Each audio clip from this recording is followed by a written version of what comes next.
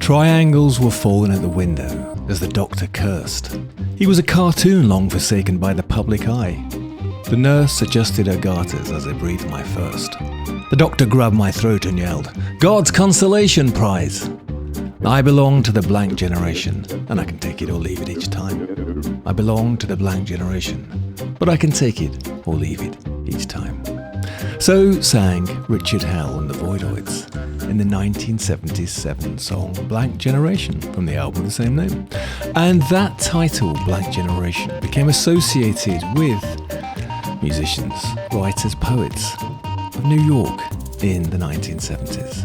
And that is the subject of today's episode of the Bureau of Lost Culture. I'm Stephen Coates, and my guest today is returning to the Bureau to talk about his youth, misspent and well spent in New York in the 1970s and the countercultural scene of that time. He is Gary Lachman, now best known to in this country as being our foremost writer on the esoteric and the mystic, with 24 books and counting under his belt.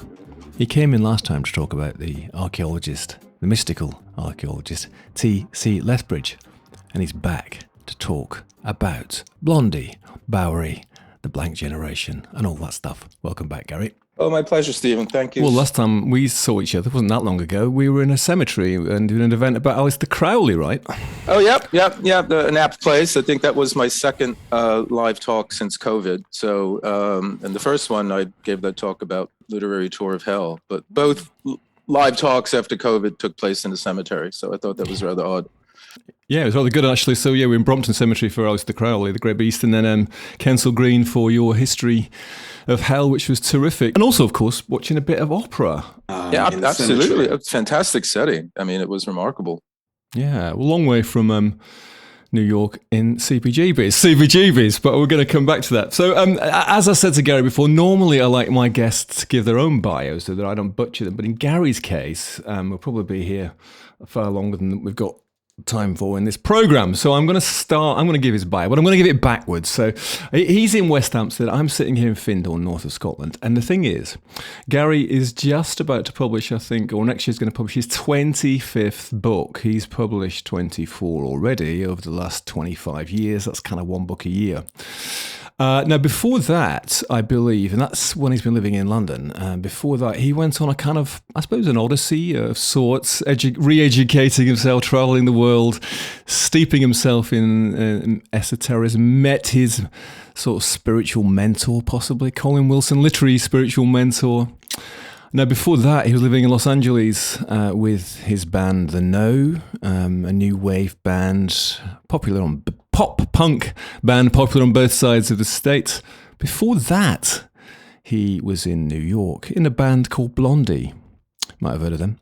And living in part of the Blank Generation, of course, he appears in the documentary, The Blank Generation, looking pretty skinny and hot, I think. In fact, I've got to say, of all Blondie at that time, he's the one who looks the coolest. I think Chris Stein's got long hair in it. And before that, of course, he was a youngster. He was living, as we were just talking a minute ago, in New Jersey, the Garden State, where he could see the towers of Manhattan across the Hudson River. And as a kid, he loved all those wonderful superhero, supervillain stories, which maybe was the start, the genesis of his interest in the other, in other power and all that sort of stuff. How's that, Gary, for a very brief retrospective? Hey, you got me hooked. You should go on. Keep going.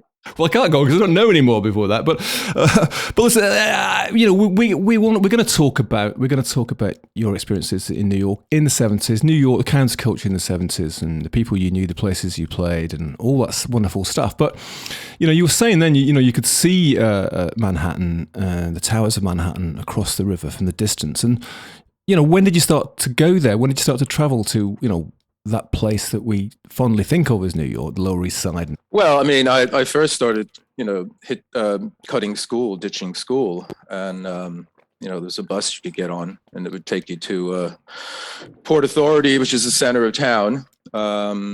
And yeah, we used to do that as kids and go to Macy's and just run around Macy's for a while. Macy's is a department store, right? Department store, I don't know, think John Lewis or Debenhams or something like that. And yeah, and then, you know, we got caught once, and so had to ditch that for a while. But I mean, I actually had a teacher my last year in high school who's pointed out to us, he said, do you know that the center of human consciousness is a mere bus ride away? And most of the people there said, and I said, yeah, well, yeah, okay. So I just started going and hanging out. And I mean, just to go to New York was something, you know, just radical in itself. It was, my parents didn't want to ever go there. Everyone thought it's some place you'd get mugged or, you know, whatever. And, but of course, you know, you go on the wild side, you go to where the danger is. And yeah, started going there, and then eventually started living there in around 1974. Yeah, it's interesting that, isn't it? Because I mean, I'm an out-of-towner too, come from sort of small-town England, and of course there is nothing like the excitement, the romantic excitement of the big city, isn't it? If you're from somewhere quite quiet and that danger and stuff. But you know, when I think about New York at that time, you know, long time before I went there, I suppose it was like, you know, Starsky and Hutch, Taxi Driver, burnt out cars, you know, people sitting around on stoops. Very cool, super cool, and hot in summer. The other day I rewatched Joker, you know, the film, Todd Phillips film, and you know, which is what I suppose in a way how I imagine Gotham and Manhattan at that time. Was that what it was like? Well, it was pretty bad. I mean, you had, you know, the Bronx and all that was all bombed out, looked like a war scene. You know, the equivalent to what you see, you know, on the news here, you know, places where the war zone is. And then the city itself was going down the tubes, you know, was losing money. And there's famously, who was it? Which president was it? I forget at the time. He said, you know, New York could go to hell. I mean, they went, you know, asking for help, you know, because, I mean, there was things like garbage strike. And so you had mounds and mounds of rubbish just out and about, and you had the rats already, but then, you know, they really out. And I can remember going to places like in Chinatown where there just were huge mounds of rubbish bin, you know, black, or even, I don't even know if they had the black bins, you know, back then, and all bin bags and all that. So, and where I was living, I lived first time in New York on East 10th Street, between First Avenue and Avenue A, Avenue ABC, that's what they call Alphabet City. And at that point, even where I was living was pretty dicey. You really rarely went down into Avenue A and all that. But nowadays you go there and it's, you know, you have to have like a 5-figure, you know, to like buy a cup of coffee, you throw a rock in any direction, and you'll hit a Gap or a Starbucks or something. Yeah, I mean, you know, I started going to New York probably in 1999. I went, you know, twice a year for a long time. And actually, even when I was there, right, is the Alphabet City was a bit edgy. What's now? I mean, you know, Manhattan is kind of rinsed by wealth, isn't it? And you know, even those streets which once seemed to kind of, you know, the front line are now, you know, populated by aspiration, right? Yeah, well, it's all completely gentrified, and then it, you know, moved over the river to Brooklyn, Williamsburg, and places like that, or different parts. I know I mean, back in the 90s, I was back in New York for a while in the late 90s, because actually got back playing with Blondie again. So that's a whole total strange story. But there was a scene in Ludlow Street, which is like the other side of Delancey Street. So that's more the old immigrant New York, the old kind of down Lower East Side back in the day where the European immigrants wound up there. And the other area where I was living in, the East Village, it's a lot of, you know, Ukrainian, Russian, Polish kind of background.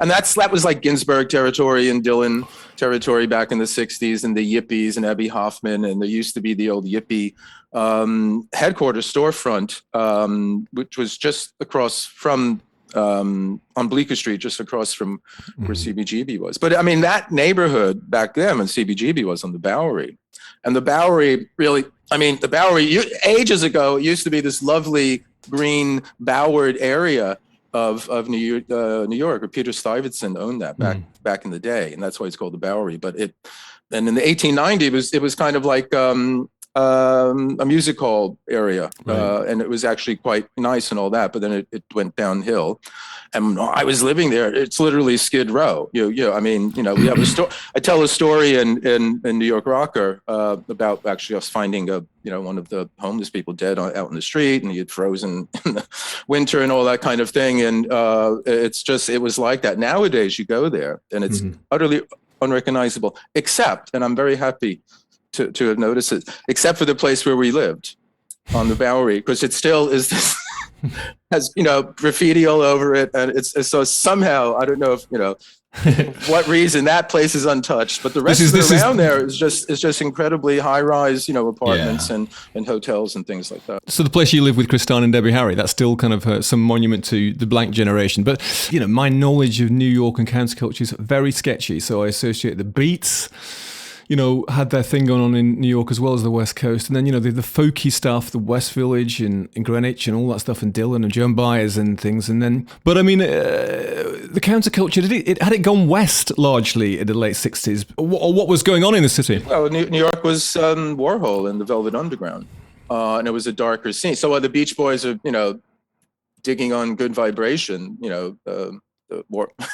Velvet Underground are writing about taking heroin and things like that. So it really wasn't, pop music material. I mean, and that's in a way, the proto history of what was punk and all that, because it was this street conscious, darker side and not this cheerful side. I mean, having said that, Dennis Wilson got involved with Charles Manson, so right. For all the good vibrations, there was a lot of weirder kind of stuff happening out on the West Coast. And you've written about this, the darkening of the counterculture, and so I suppose in New York that was kind of ahead of that, wasn't it? Ahead of that curve, because the drugs were changing, the music was changing, and then of course people like Warhol, these disruptors were in a way, I suppose you could say, much more street, right, than those kind of palm tree lined vistas of the West Coast, right? Yeah. Well, I mean, they're more cynical, certainly, and not weren't taken up in that idealism that made it seem briefly, for a while, some kind of radical change could be possible. And then when that went south, there's nothing worse than soured romanticism. There's nothing worse than a bruised romantic. And then it went very bad.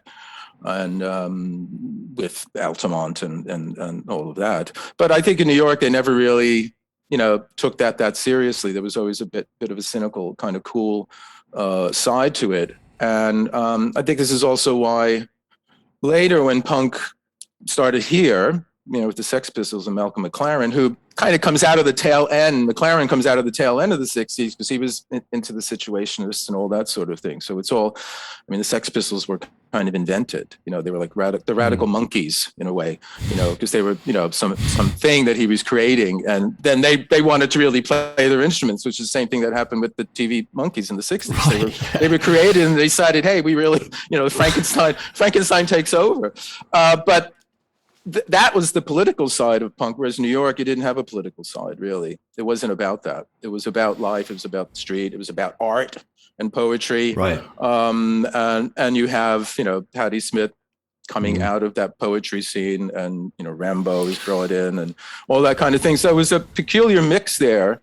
And of course, I've said Warhol, Lou Reed and all that, the Bowie, they're kind of hovering around that scene as it's kind of growing. So, I think the difference is in New York, you had this place called Max's Kansas City that Lou Reed, the Velvets, Alice Cooper, who's on the darker, side of the pop spectrum, Iggy Pop and all that. They were, at work there, and it was a different. The drugs were different. It wasn't LSD. It was more like heroin and things of that sort. You mentioned Patti Smith there, and of course, and poetry was a big part of it, wasn't it too? And I guess also like experimental theatre. We were talking about Andre Gregory earlier. That was a New York thing as well, wasn't it? Sort of, radical experiments in drama and stuff, right? Oh yeah, it's a CBGB around the corner from CBGB. It was a place called the Truck and Warehouse Theater, off carry that on a few more times Broadway, which was all this radical, transgressive, I guess we would call it today, kind of theater. And my girlfriend at the time, an actress, Lisa Persky, who was also wrote about it and was a photographer. And she was in a play with Divine, from Pink Flamingos fame. And, she was raped twice a night. And as I say in the book, all of my friends had seen her naked twice on stage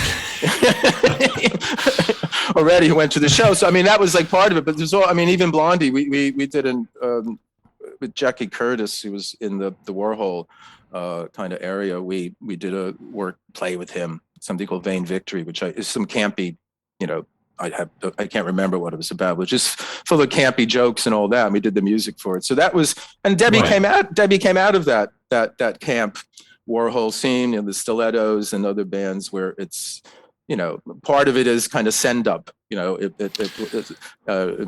that kind of lost its flavor when glam or glitter started to die out. You talk about transgressive, and of course, that whole transvestite thing, which is associated with New York, of course, has become rather unpopular with the transgender community now. It's seen as kind of old school, isn't it? It's way beyond me. I have to say, I can't understand how they can take Lou Reed to task. I'm sorry, but I don't know things. This is the post everything world now, so everything is topsy turvy. So yeah. Well, but that's for another day.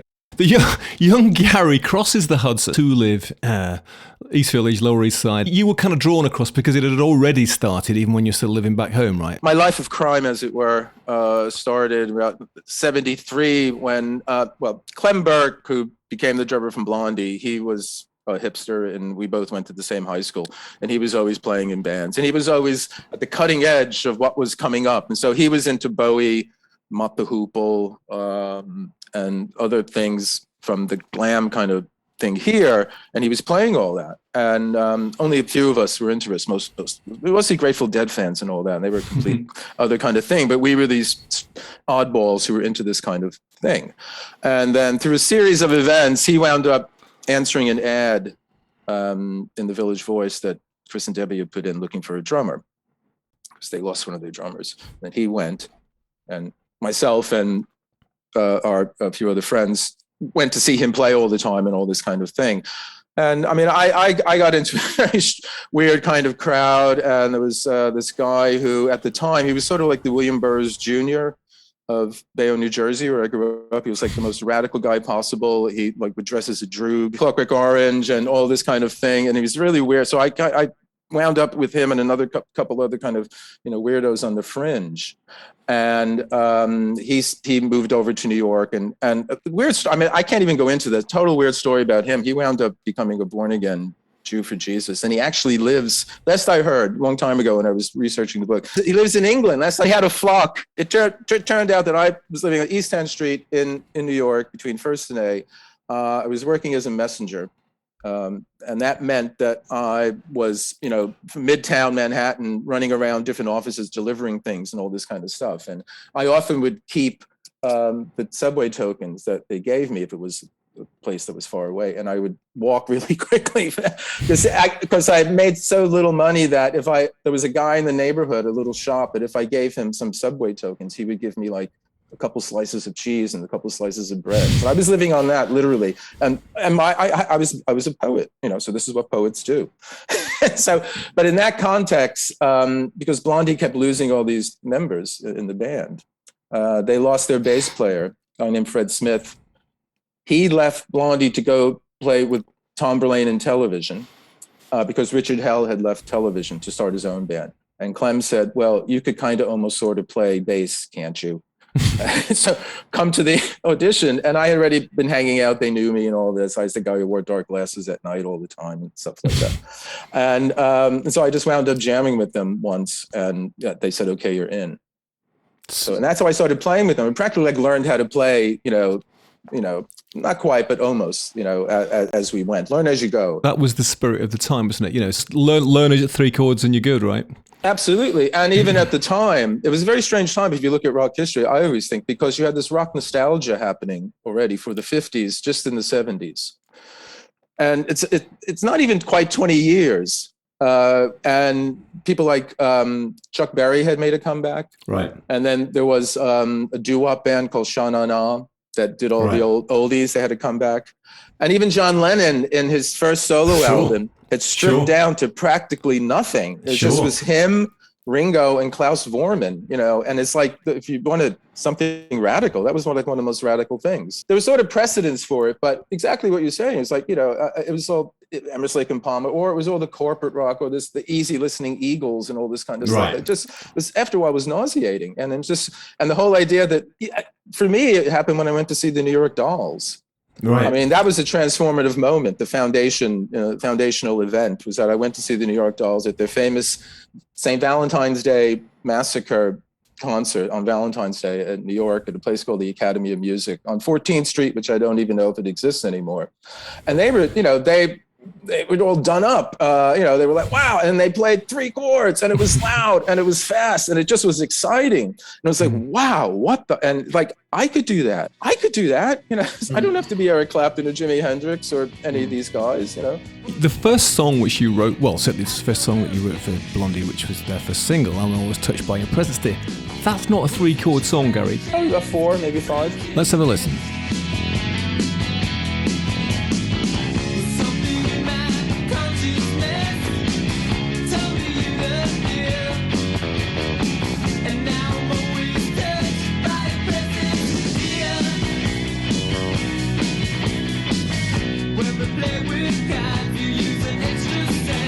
But I know what you mean. It's not the Sex Pistols. Well, we weren't doing that. I wasn't doing that.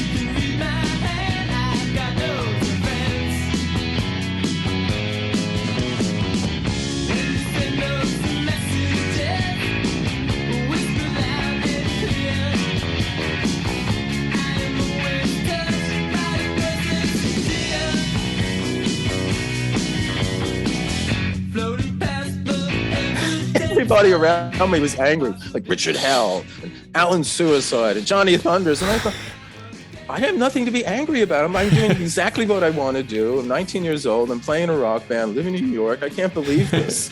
And I'm the guy, I was like most likely not to succeed because I wasn't, all my friends in high school were these great musicians.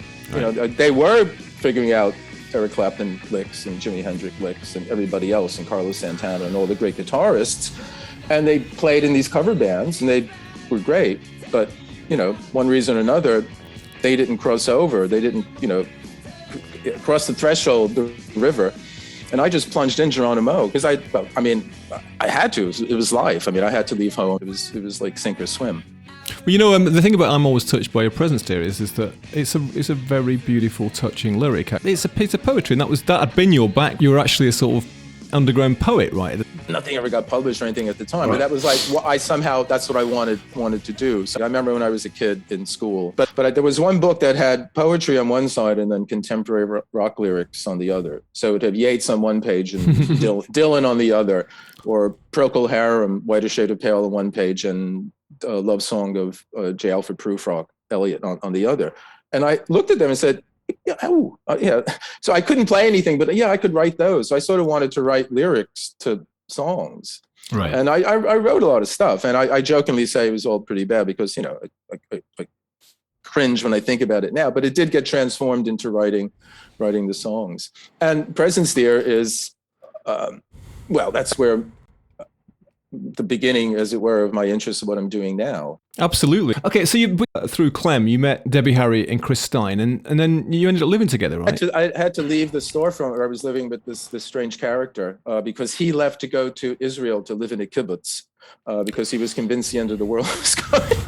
And he wanted me to come with him. And I said, sorry, I can't do it. So he kicked me out, and my parents wouldn't take me back. Because I lived there for a while, but I was coming back at 4, 5 in the morning. They were saying, look, you know, either quit this band and go back to college or, you know, forget it. So I stayed in the band and all that. And I didn't have I was what we call couch surfing for a while. I was like going around different places, you know, where to live. And finally, Debbie and Chris were living first in the tiny flat in Little Italy, which is just sort of south of Soho and all that. And if you know from all the the Godfather movies. And that was a tiny cramped place. And then we got into a whole floor of a loft of a building, they called it a loft, on the Bowery, and a block away from CBGB, and everybody was living, the Talking Heads were living nearby, the Ramones lived nearby. All these bands were in the same. You'd bump into everybody just walking around. Obviously, you're in Blondie, starting to their rise. And then you've got all those people that you've just mentioned. And did it feel like there was something going on, that you're part of something? Yeah, there was. I mean, there was this sense. Well, I said you were. It was something very different, and it was radical at the time because, for a good while, none of the mainstream sort of rock press would pay any attention to it. There was something called Rock Scene magazine that would write about it, and you'd have a picture of the New York Dolls in there or something like that, and then a picture of television, and then gradually. And there was something called the Soho Weekly News. It doesn't exist anymore. It took a while before any of the media around paid any good attention to. The Village Voice ignored it for a long time. I remember some scathing article about it in Rolling Stone. I might be misremembering, but there was something like that. But yeah, you all felt, because everybody went to see everybody else play too. Oh, so sorry. So at any particular night, at CBGB, whoever might be playing, you'd have all the other bands in the audience most of the time. What year is this? This, for me, I first started going there to see people play in 74. Right. And I started playing in 75. And there'd been Club 82 as well before that, right? Club 80, that was the thing before. That was, I was there in 73. Club 82 was an old drag club, transvestite club, that let rock bands play after a place called the Mercer Arts Center, that was on Mercer Street, literally collapsed. I wasn't there. That was the place, that was another foundational place that actually lost its foundation because the building apparently literally collapsed. And so they had to find another place to play. So Club 82 would let bands play, and people like Bowie and Lou Reed were hanging out there and all that. And once we learned that, myself and my weird friends, we used to go there and hang out all the time and try to meet them and all this kind of thing. And that's where I first saw Debbie play. She met her band, the Stilettos, and people like Wayne County, it was a rock drag act basically, and the Dolls, and there were all bands like the Harlots of 42nd Street. There were all these kind of, glam, sexy bands at the time that nobody knows of now. But then that scene died out. Somehow that died and went radically different, because even before the ripped T-shirts, like Television, they just dressed in stuff they got out of charity shops. Right. And it was like kind of down, it was all dressed down. It was nothing exciting. And Hell kind of was the one who consciously decided to tear the T-shirt, and McLaren picked up on that and took it back here and, created the Sex Pistols with. Isn't that interesting? Because actually we often think about it the other way around, don't we? Like the punk and all that stuff, punk fashion, punk music was invented here and then exported. But in fact, it was probably the other way around, wasn't it? Well, I mean, the thing is, we didn't call it anything. It wasn't called punk. It was New York rock or street rock or New York underground rock. And it was the first big festival, as it were, at CBGB that all those bands played in. It was the CBGB Festival of Unsigned Rock Talent or something like that. Right. So Punk Magazine came up, but when the scene had kind of established itself, but it had created a kind of, okay, this is it. And the bands like the Ramones and the Dictators and things of that sort. So nobody called it punk in the early days. But I mean, I did a program with Andrew and Susan, who ran the Roxy Club in Covent Garden, and it's just the same there. It's that when they were doing the Roxy, in some ways parallel to CBGB's, it was in an all gay club. The same sort of thing. They managed to kind of semi-squat it, took it over for a while.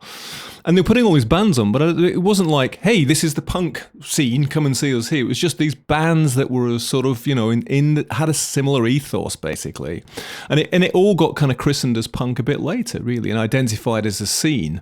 And I remember Susan saying, in actual fact, there's a lot of variety between the bands that were playing there. They had a certain energy, and of course they were underground, and, it was a new thing. It was in reaction to what went before. But it wasn't like they all sounded like the Pistols or something, you know what I mean?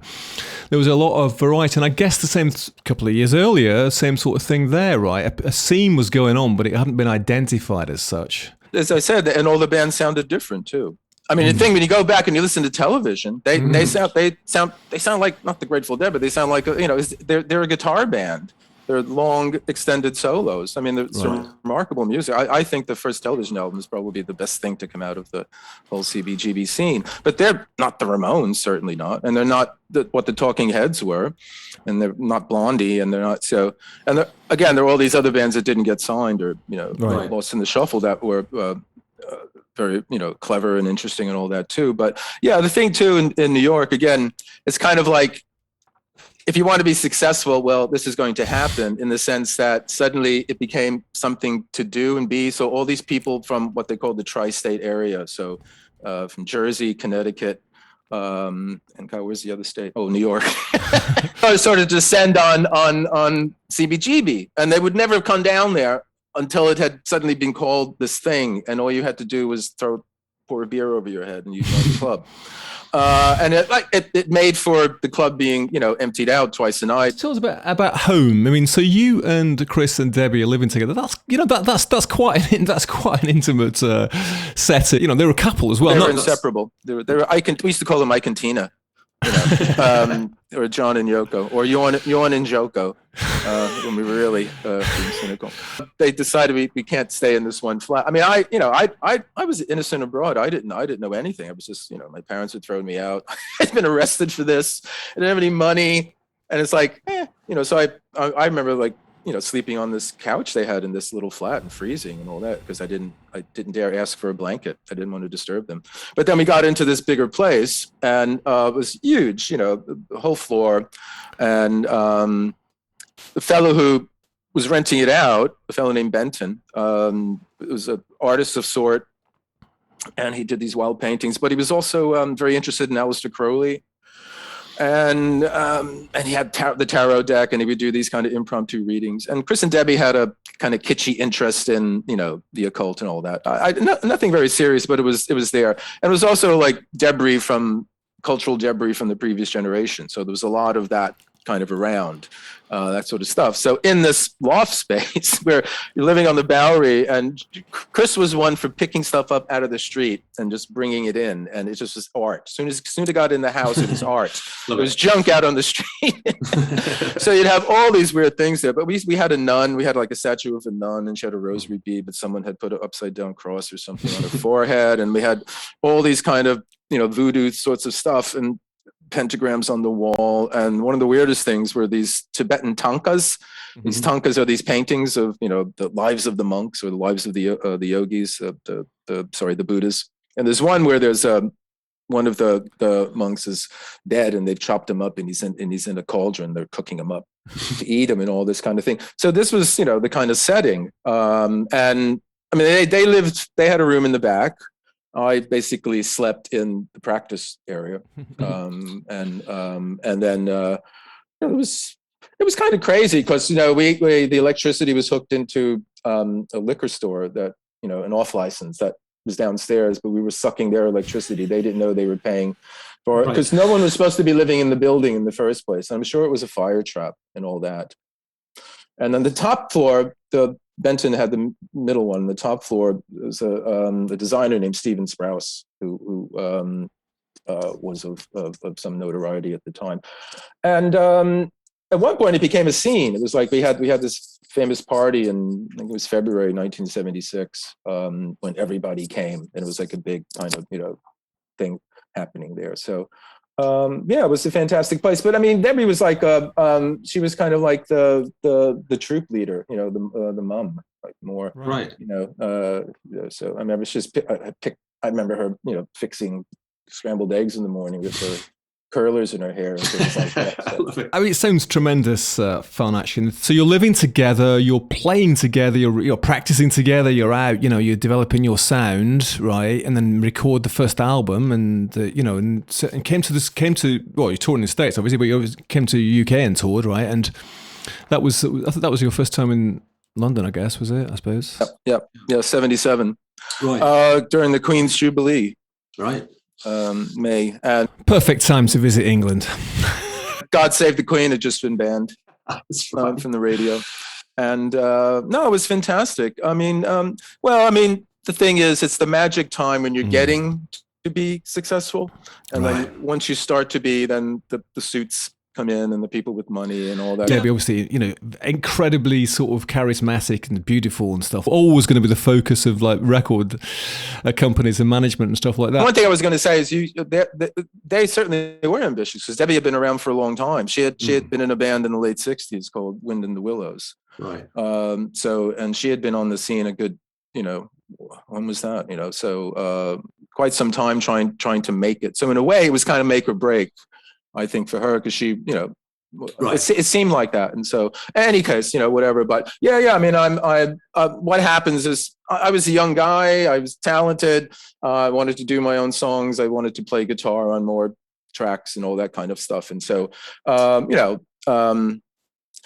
enough, on 4th of July, which is in America is Independence Day, I received a phone call from the manager telling me my services were no longer required, and so whatever. But it's okay. Listen, Gary, I've got to tick this off my list here, right? Because I really want to talk about New York and you and what and your life there and counterculture, but your life has evolved in a very different direction, right? And I mean, I mentioned at the beginning, the author of 24 books. You are the sort of foremost writer on the esoteric in this country, at least. And so listen, you're a success, right? Okay, but in the following years, and I know you went on and had your band in LA and stuff, and you were driven by your own creativity, right? But were there any times you woke in the night, as Blondie's 40 million album sales, when you thought, fuck, No, what I thought was that at least in the early days, the guy they got to replace me, Nigel, they made him dress like me.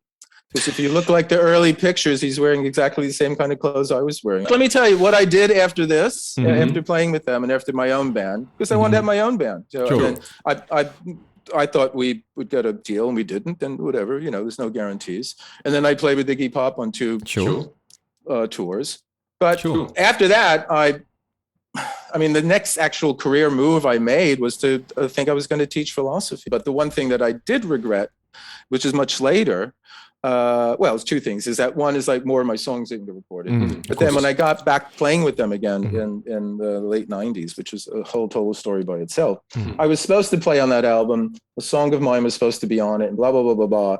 And through a series of events that I don't want to go into, that didn't happen. So that to me was But it's quite interesting that Chris Stein, called you up and asked you to rejoin the band. I was just going to ask you about that because do you think that in some way for him, or maybe for him and Debbie, Harry, I don't know, but that there was a sense of either trying to reconnect with their own youth and their own time when you guys were living together in the loft, and to reconnect with that kind of energy and that spirit, or maybe even a bit of guilt, right, about what had actually happened? I mean, why? Because he could have called anybody, couldn't he? He could have any bass player, right? Well, that's the thing. No, he wanted to put the band back together. That's what he said and all that. But he himself was going through a difficult time, and he somehow thought that somehow my being around would help him, and I hadn't been in touch with him in years. But I also thought, I wondered if they just wanted to put together the original, elements that led to their success in the first place, to eternal recurrence, to go through the same thing. I don't know how many of the people were left or kicked out of the same band twice with the 20-year hiatus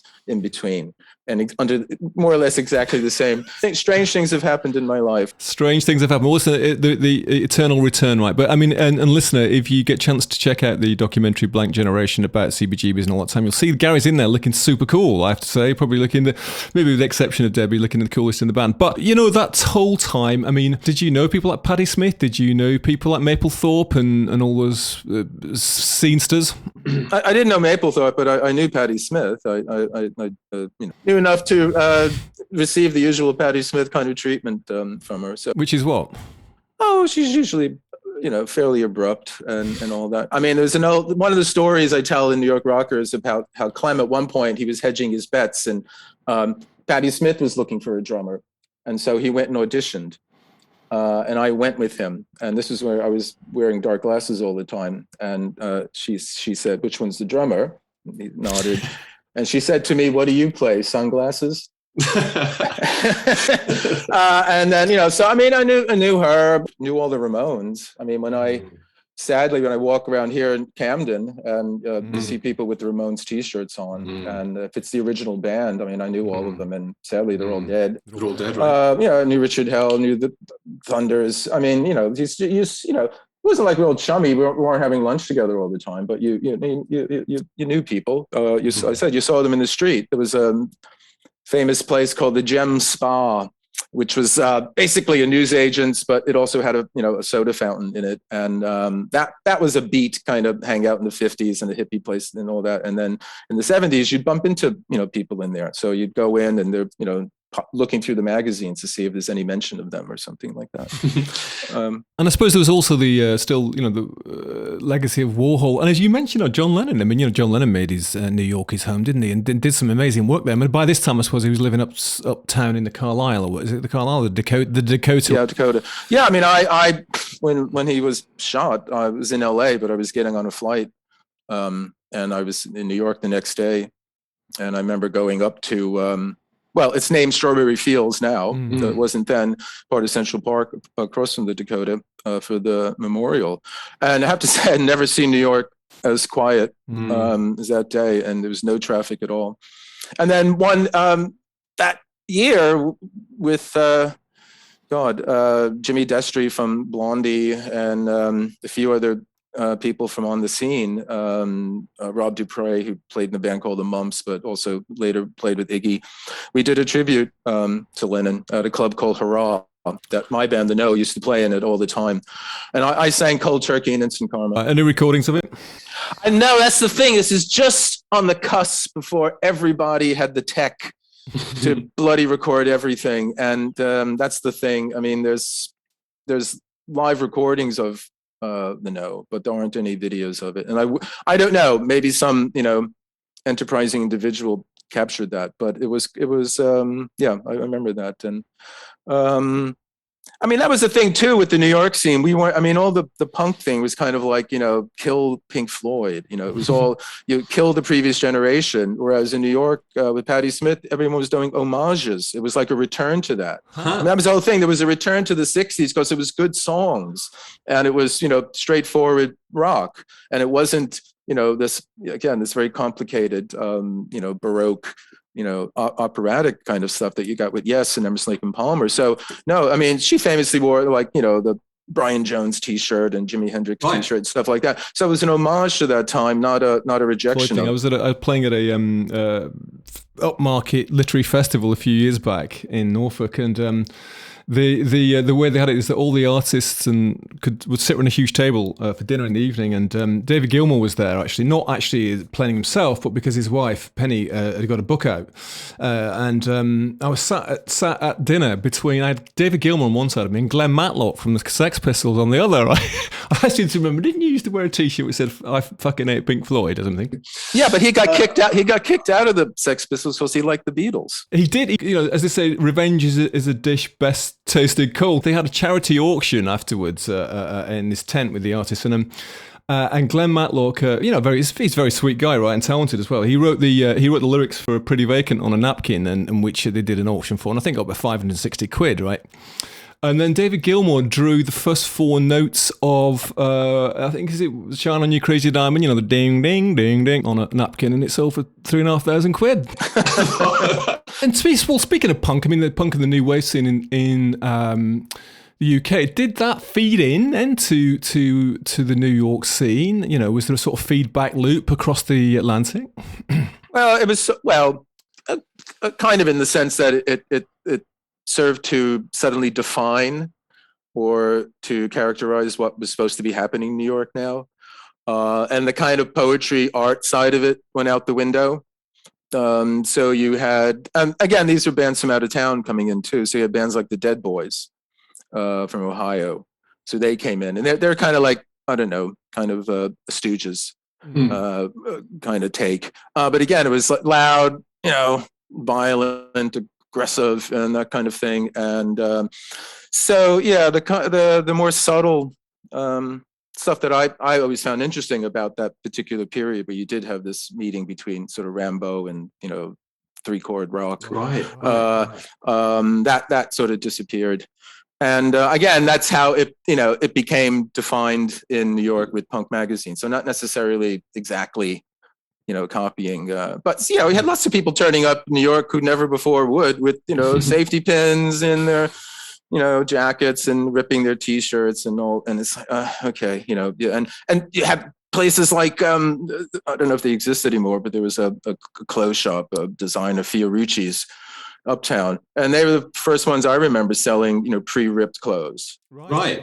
So, which now is like you walk around, everybody's got these jeans on that, different, their knees, whatever it is, or various things. It's like, I'm sorry, it's just like, yeah, but they were doing it back. So that would have been about 1980. In terms of counterculture, right? I mean, you're talking about the, say, poetry, Patti Smith, and the avant-garde theatre and stuff. There was this kind of continuity then in New York, even when the things that you guys were doing, which are very different musically than the whole Deadhead stuff, but actually there was a continuity of counterculture where with punk here, new wave maybe, it was almost like there was it was cut off from the previous decade of counterculture by the kind of bog of progressive rock, wasn't it?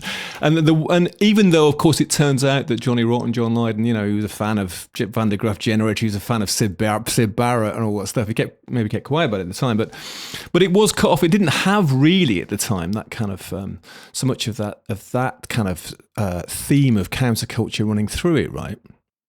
Well, I mean, again, as far as I know, I have to say myself, I never was quite taken with. I never liked the Pistols. The Clash were interesting to me. I think musically they were more interesting. I liked the Jam. That was like, I guess the mod or power pop or whatever. Everything started to get sliced very finely into what it was. Ooh, was it that? Was it new wave? Was it this or that? I tell the story in New York Rocker about Blondie's run-in with the Damned, and they were the first ones to come over even before the Sex Pistols did. Okay. Tell us. And to tell you the truth, I tell you the band that had the most influence on the New York scene from England was Dr. Feelgood, who predated all of this. Pub rock, right? Yeah, pub rock, but stripped down, very simple, and they wore these suits they found in the charity shops. If you look, they're just wearing suits. And Clem Burke went to London for a holiday. His girlfriend was, I think, in Oxford at the time. And he brought back a bunch of albums and he brought back some of their stuff. And at this party, I remember I told you we started playing that and they kept playing, over and over again. And so, and Wilco, the pogo, everyone's, I started doing it. I started jumping up and down all the time because suddenly, Wilco Johnson's like leaping up in the air. So trying to be Nijinsky, and all that. So that, in that term, in that way. Tell us about the Blondie versus the Damned story then, actually. We were in California. This is when we were first in LA, and we were on a radio program with Rodney Biggenheimer, who I believe is still around. And he was like one of the, the mainstays of the kind of rock scene there. And he had his own radio program and blah, blah, blah. And so we were on it. This is in Pasadena, and the Damned are on at the same time. And, they were being like really punky. We're just there, but they were being really, really punky. And at one point, Captain Sensible spat at my girlfriend who was there. And as I say in my book, if the others hadn't kept me from him, he would have been Captain Senseless for the rest of the afternoon or whatever it was. But it was like, what the fuck, he was just doing it, to kick things up. And I couldn't, so nobody in New York didn't do that. I think in New York too, like the big difference was when we came here and played places here, especially more clubs rather than like the big venues, they went out of their minds. They went absolutely crazy. Nobody, New York, nobody did anything. They were cool. It's too cool. Everybody's got the dark glasses on. Nobody wants to be impressed by anything whatsoever.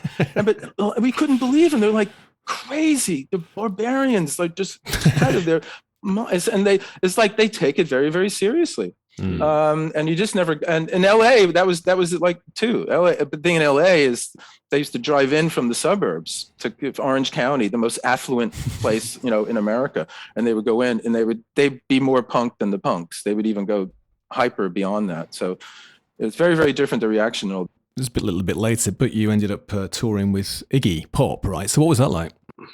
When I was playing, yeah, because the first Blondie tour of the States, we opened for Iggy. That was in '77, and David Bowie was playing in his band Incognito. He wasn't announced.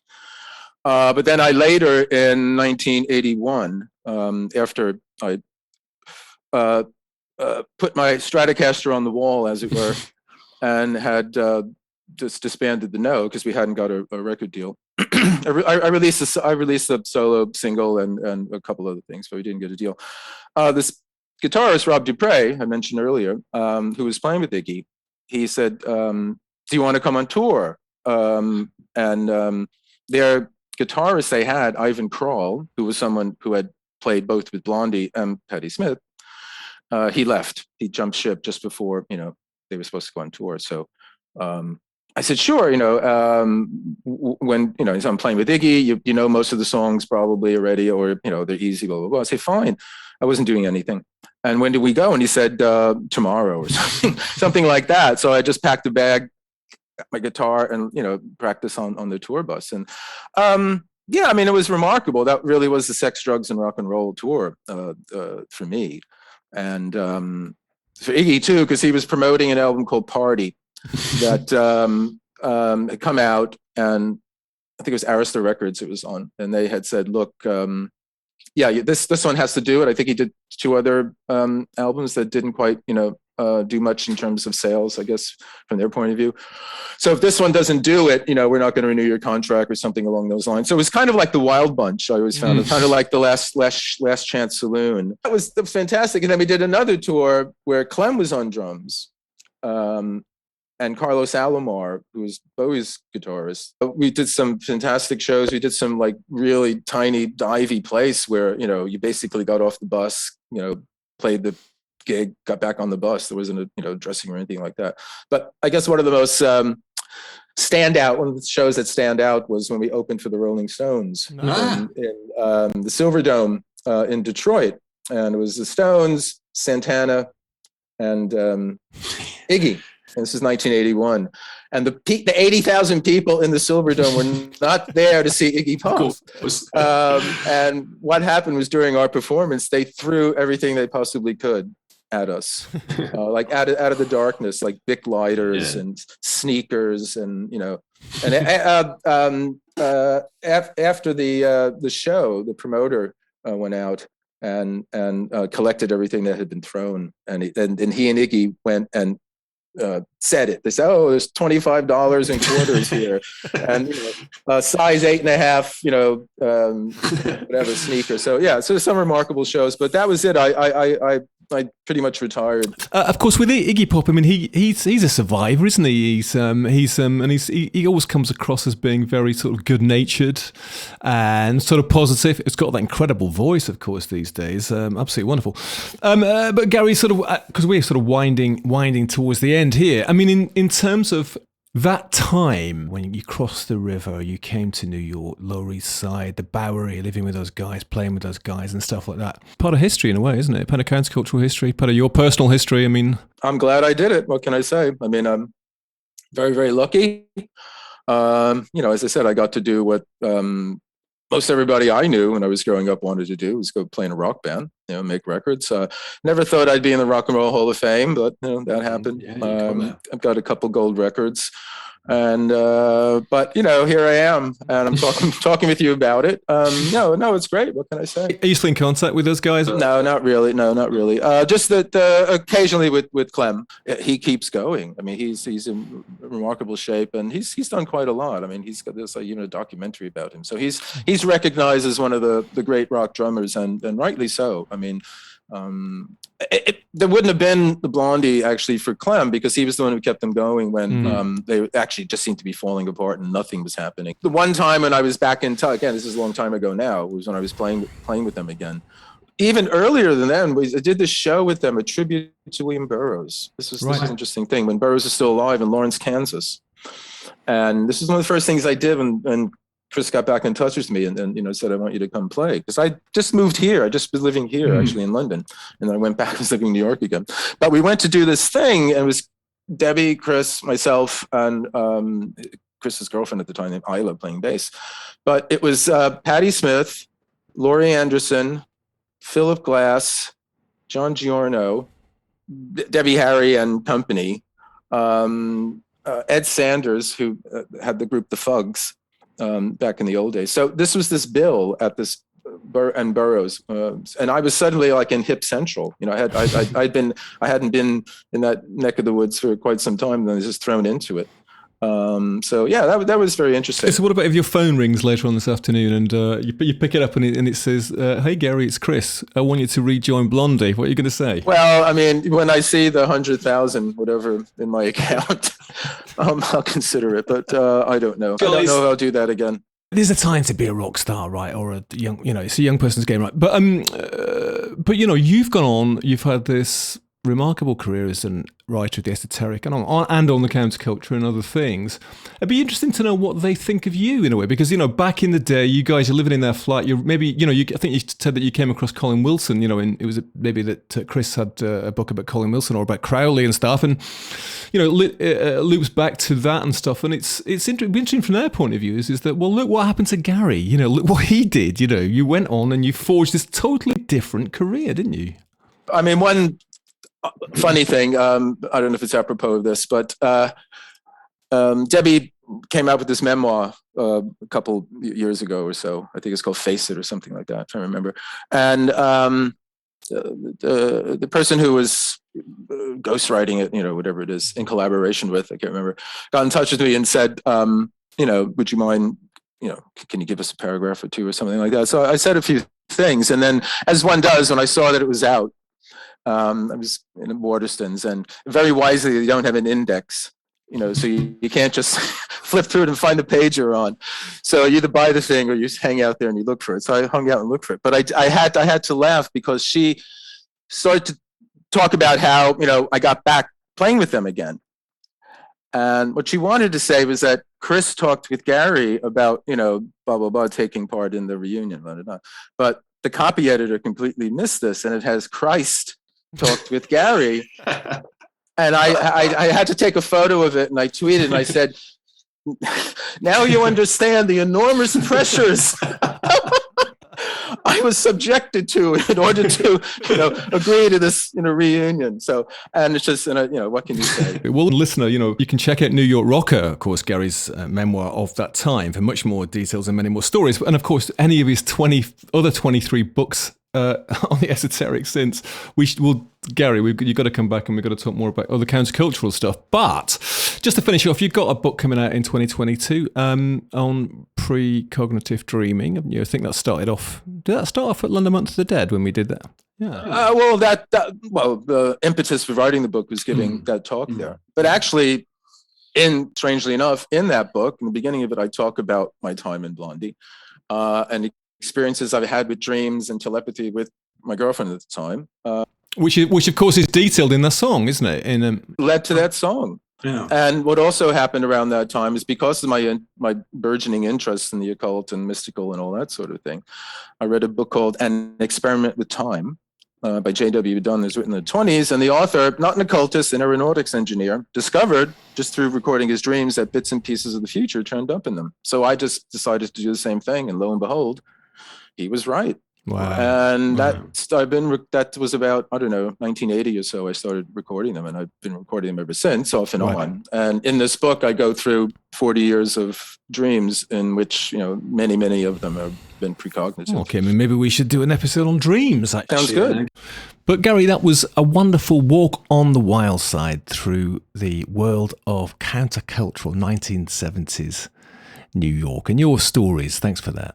My pleasure. I think we should finish with a song, but listener, if you want to check out more about Gary and his work, which is extensive, GaryLachman.co.uk. If you want to check out more about us, bureauoflostculture.com. Lots more on the underground there, and there'll be much more to come. You can let us know what you think and leave a review if you like.